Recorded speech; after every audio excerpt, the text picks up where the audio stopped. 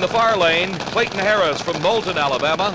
In the near lane, Bob Edwards out of Union Bridge, Maryland.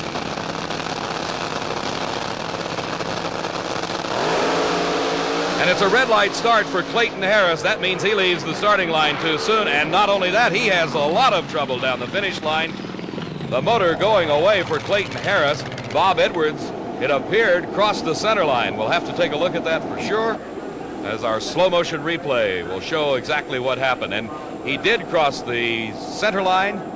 Clayton Harris has been reinstated. He lost automatically by virtue of the red light. There goes Clayton Harris's motor.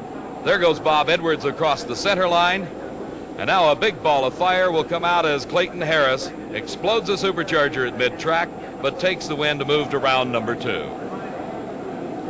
The NHRA Safety Safari on the scene, checking out, making sure everything okay. Clayton Harris looking over his car. He was uninjured. Now, the big news is in pro stock, an incredible development. If you'll remember, it was the closest race of the day, only 1/1000th separating Lee Shepard in the far lane, Bob Glidden in the near lane. We called the winner first on the win light in the timing tower. However, the win light at the finish line, the ones that the fans depend on, are the final say-so.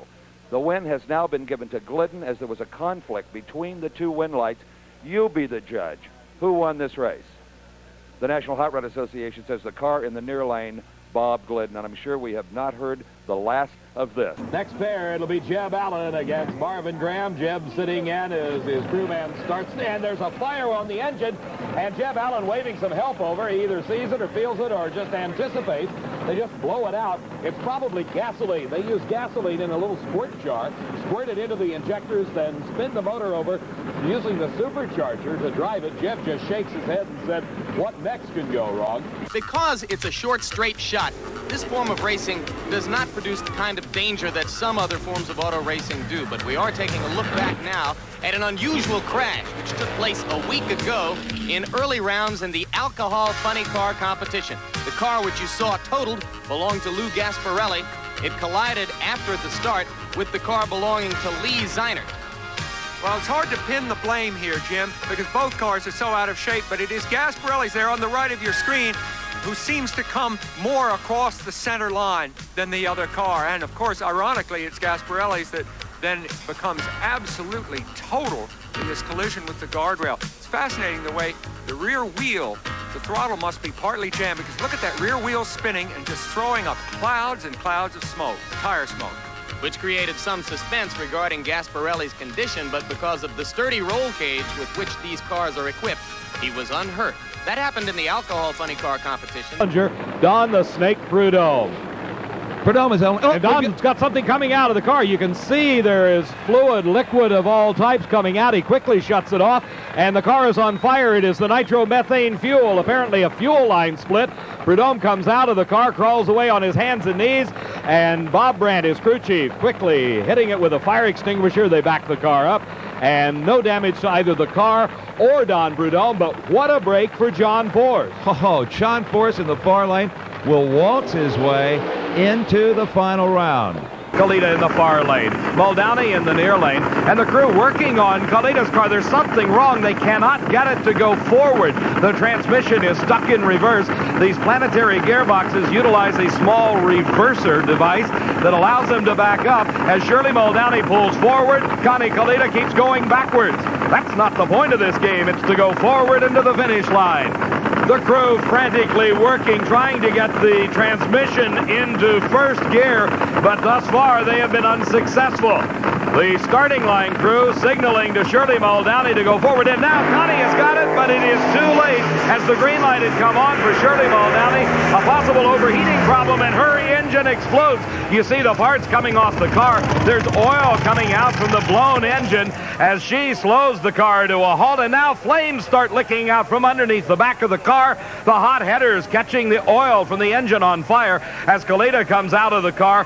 He's obviously upset, but the concentration with these drivers so intense, when it ends in disappointment, somebody's bound to be judged. Don Garlits has a chance right here to win 2 major NHRA events in a row. He won in Atlanta a few weeks ago. They are off the mark right together, an advantage to neither driver. Here they come across the finish line. Now, the crew is a little bit stunned here because there was no wind light. Now there's a little fire, in fact, a pretty good-sized fire under Mullen's car. Apparently, a misaligned photo cell at the finish line. There are no elapsed times recorded and no wind light. But we know who won, don't we, Brock? We sure do. And it's the old man, Big Daddy Don Garlits. He maybe has a wink in terms of reaction time on Mullins, but for all intents and purposes, an even start. But right there, you see that black dragster in the left part of your screen begin to eke out a little bit of an advantage. It's a close race, but it's Big Daddy by almost a full car length to win here at Baton Rouge. Some controversy here as NHRA has not officially yet declared a winner in the Top Fuel final. I have a feeling that this man, Don Garlits, may know more about this situation than anybody else. And apparently, Don, they did not get a wind light. I'm not sure, but that would seem logical. Well, I was there first, but there was a cone in my lane. In other words, one of the top-end cones was laying in my lane. I had to drive around it. Probably one of the pro stock cars' parachute sucked it out. I guess it did. I don't know. But I won the race. He wasn't even there. Paul, look at the right bank on Kenny Bernstein's Buick-bodied automobile. That is big trouble. That's what the racers call death smoke.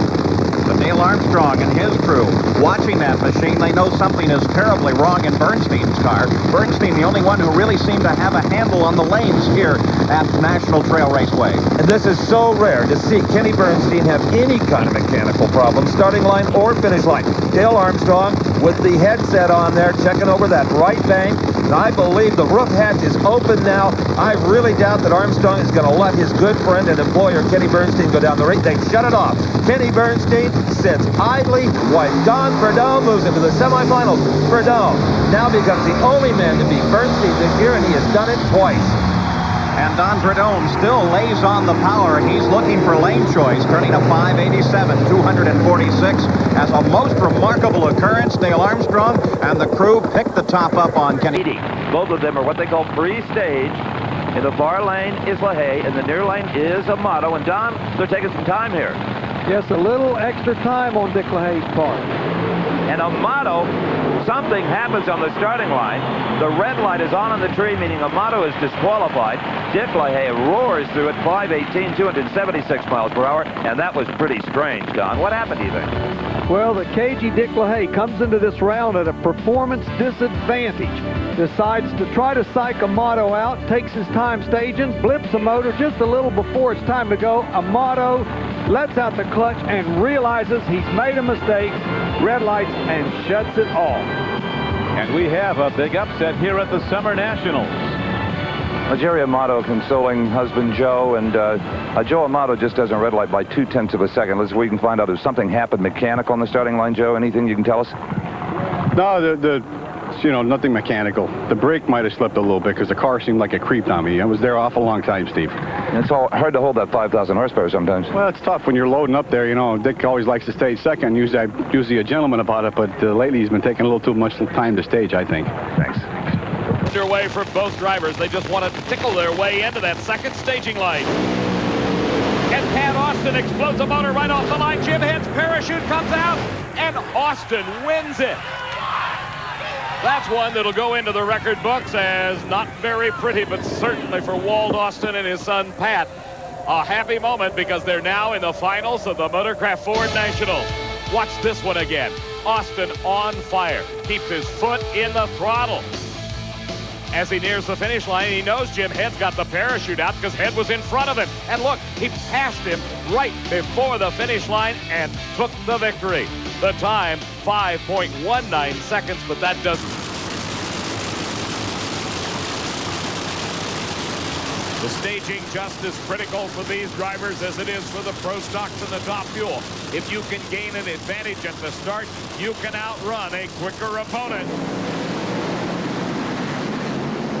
Oh, and Oswald's in trouble, crosses over the center line. That will disqualify him and move Gary Dencham into the semifinals.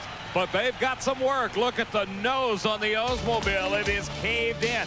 Maybe we'll see an instant replay what happened. Oswald crossed the center line, hit a cone. That's one. There's two. Both of them in the same spot, hit by Gary Dencham. Now they are